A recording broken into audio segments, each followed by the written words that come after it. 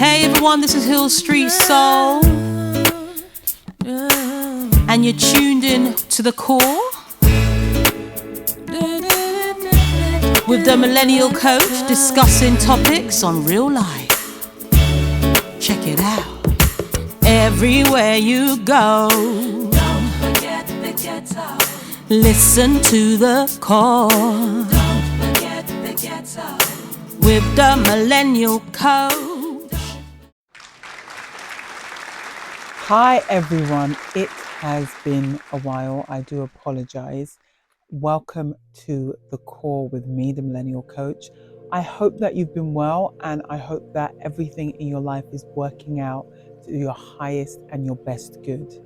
And I want to talk today about how I can help you get things out of your mind and into the world. So this is some of the techniques that I've used on some of my clients, and it has been a game changer for some people. So the feedback I've received is my brain feels lighter. I'm able to get stuff done, finish work early, and actually do stuff in my personal life. Imagine if that's you. So let's get into it.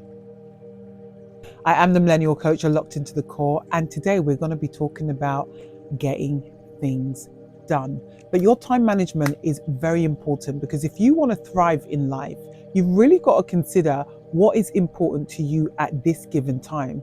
Most of the time we're living in a space where everything is urgent. You got to get it done now. You got to get it done by tonight, tomorrow. And it just keeps going on, and you don't give yourself any respite. And then what happens is you become anxiety induced. So this is where anxiety comes in, when we don't take everything that's up here and put it into the world.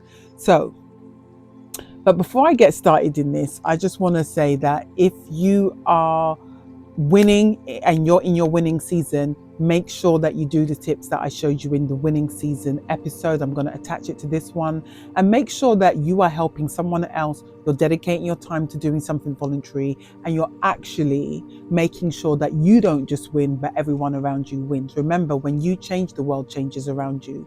You can only be as good as the people who are at arm's length. And remember, you are like the 5 people you hang around with the most. So don't forget to meet you. But let's get into today's conversation on how to use time management to create impact in your life. Yalla, yenko, let's go. So welcome back, guys. So I'm going to give you a couple of tips, and today I don't think it's going to be a long one, but I want to talk about the impact of time management. Now, the first thing that I'm going to highlight is, and I was just about to say before we go into the actual technique, but the first thing I want to highlight is you need to make sure that your time management is either an example to your teams or the people around you, your families, because your time management will impact and influence other people's time management. That's the first thing. And the second thing is your time should be respected. Now, when people don't show up on time, one of the things I always say is that you need to leave people where they are. Don't spend time trying to drag people into your time management strategy and think that they're going to win just the way you are. Remember, if you have the mindset of growth other than fixed mentality, I was going to say thick mentality. I know no one watching this is thick. Let's hope not. But fixed mentality versus growth mindset or growth mentality, it actually gives you the opportunity to actually consider there are different ways to do the same thing. So when we have time management, also there's other people that will appreciate your time rather than the ones that seem to just always turn up late. Now, turning up late, let me teach you something today. When you turn up late on a regular basis, you have no respect for yourself, and that demonstrates how you respect other people's time. And when you're working with people that are absolutely serious about their craft, what you demonstrate to them is that you don't respect them either. So think about, if you are early, you're on time. If you're on time, you're late. And after that, I ain't got a clue how to pull you back from that. But I always say, try and get to your appointments and 15 minutes early at least, because it demonstrates, a huge amount of credibility, accountability, and responsibility. And remember that when you show up the way you show up, you become a reliable source to the people in your life. So don't think that what I'm saying is just something, I can be late.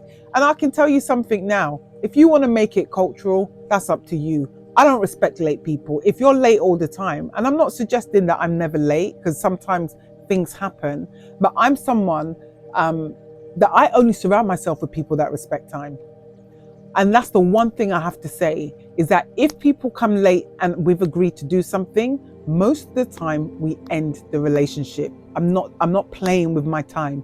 And as you get older, you got to start realizing your time is even more of a precious commodity than money itself. So the first thing I'm going to show you is, when you have anything and everything that comes to emails, events, chores, write everything down, right? And I would say put it into an Excel spreadsheet. You can use Trello, you can use a lot of different apps, right? But put every single thing you've got to get done. And then you're going to have 3 columns, right? The first column is going to be do it. And do it means that you need to be doing it within 24 hours. So you're going to have a list of greens in do it. And the do it's are really important because they need your immediate attention. But once you release all the things that are in your mind, it removes mental clutter. And that allows you to have a more prominent and optimized cognitive function. Remember that the way we think is also based on what we have in our minds. And what is blocking us may be because we haven't released the things that are unnecessary and what we don't need to think about. So think about that. What is in your mind that you have that you need to release that has no value in your mind? So that's the first thing. The second column, and that's your amber column, is delegate it.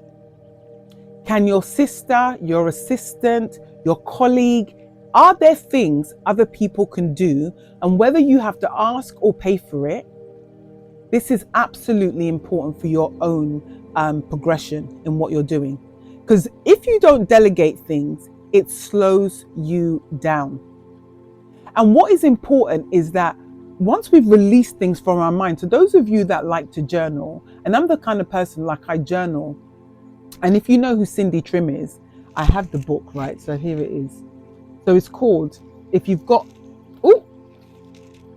know what this book is, it's the 40 Days Soul Fast, right? So this book, it has been really useful. And one of the things that I took from it is, when I journal, one thing Cindy Trim says is, don't journal and just journal aimlessly. Oh, I'm thinking about this. Journal directly to your divine, whoever that is, but however you want to name God. Journal and release everything that may be a burden in your mind to you, right? So think about this list as a professional and personal deburdening strategy, where you release everything that needs to be done, right? I'm just going to put that there quickly. So when you delegate, first of all, check your bank balance. Can you afford to pay people to do stuff? If you cannot, and people are talking about, especially entrepreneurs, they're saying, oh, go to the Philippines and get an assistant. Now, I'm going to be real with you. I think it's a great option.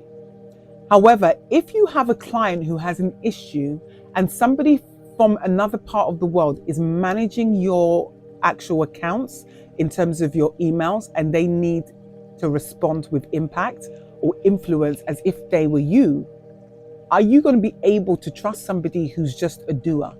That's why when I say delegate to people that understand how you think.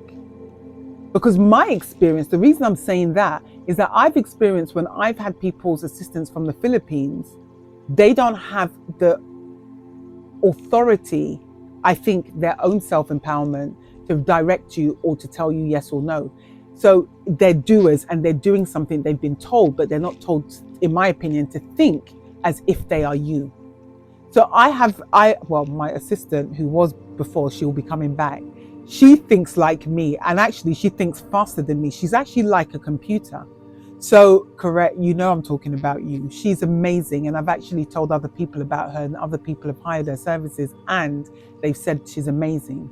So when you delegate to somebody who can speak as if they are you and understand the way you would make decisions, but also delegate to people that actually check back in with you to make sure that what you've asked them to do, they're 100% clear about delivery. Make sense? Right. So the third thing I'm going to recommend is delete or dump it. Not everything that is in our inboxes that people request of us that is actually relevant to our being. Dump what you don't need. Dump what you don't need. Very important aspect. If everything is important, what is going to be medium in terms of to low in terms of its importance? Some things, it's like when you get junk mail, right? You get junk mail, and what do? You press, well, I press delete. Some of you just leave it. And then you have to, I've seen someone's email with over 50,000 emails. And the thing that I will say to you, if you're someone who doesn't audit simple things like your email, how does that translate into your real life? As a coach, everything has a pattern of behavior. And I don't say this because, oh my God, it's something miraculous. It's come from the ether. No, it's what we observe when we are helping people change their neuro pathways to create new behaviors that will then demonstrate new actions. So you either do it, and that's your green, and that's in 24 hours. You can delegate it, which can be over a period of 24 to 48 hours. Or you can dump it or delete it, which is something you will do in the next 72 hours. Remember, you've got low, medium, and high in terms of urgency and importance. Not everything you're going to remember. That's why you need to have a checklist that you check every week or even daily until you get into a habit of doing it, delegating it, or dumping it.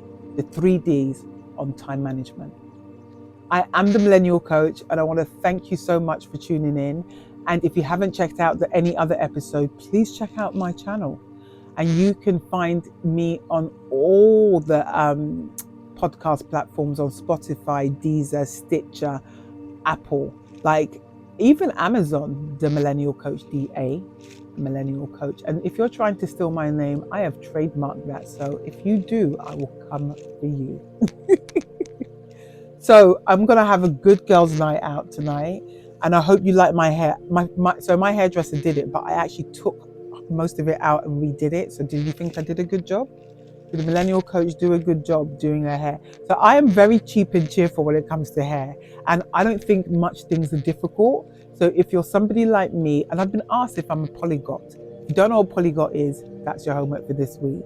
Thank you so much for watching. I appreciate you, and I love you for tuning in. I'm the Millennial Coach. You've been locked into the core, and I'll see you soon.